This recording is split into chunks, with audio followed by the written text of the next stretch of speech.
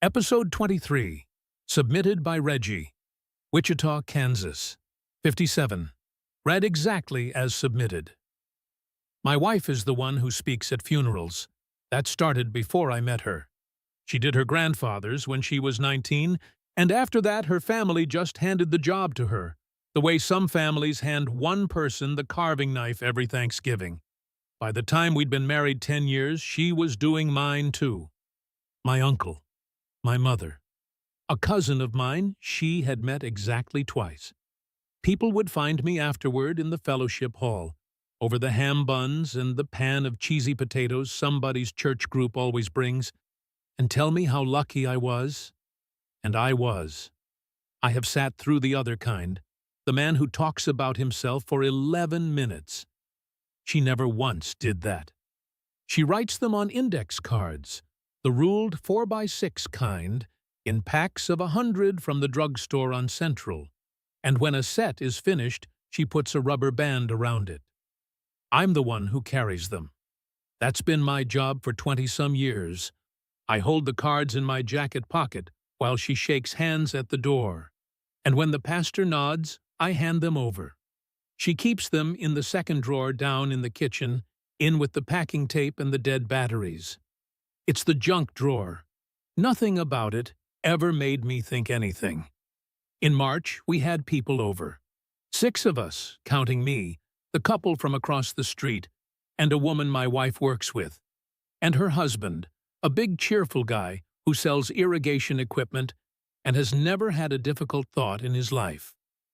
The woman's father had died in January, and she was still in that stage where she brought it up every 20 minutes and then apologized for it. Somebody said the thing people say, that nobody knows what to say at these, and the neighbor lady pointed her fork at my wife and said, "Well, you're hired. You can do mine."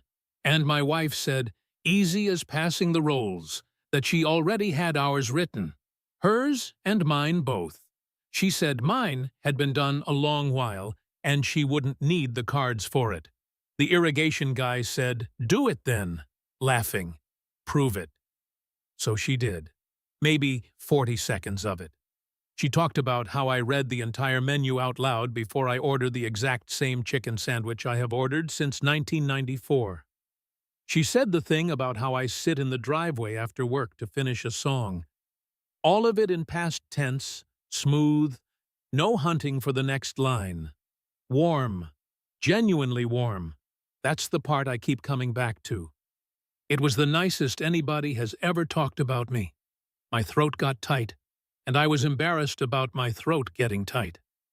I thought it went over well. That is the state I was in for the rest of the night. I refilled glasses.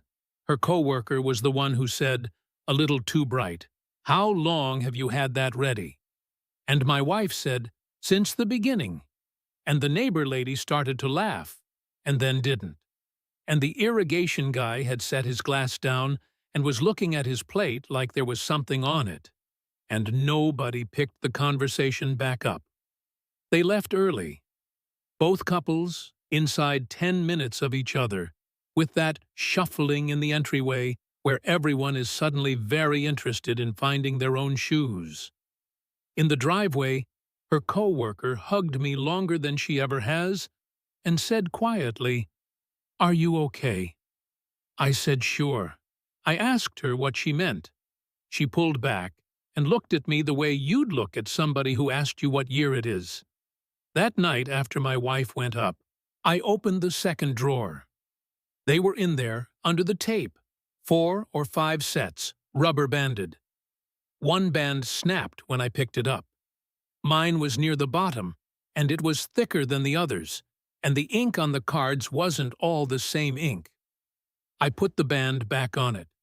I didn't read them. I have not asked her about it, and she has not brought it up again.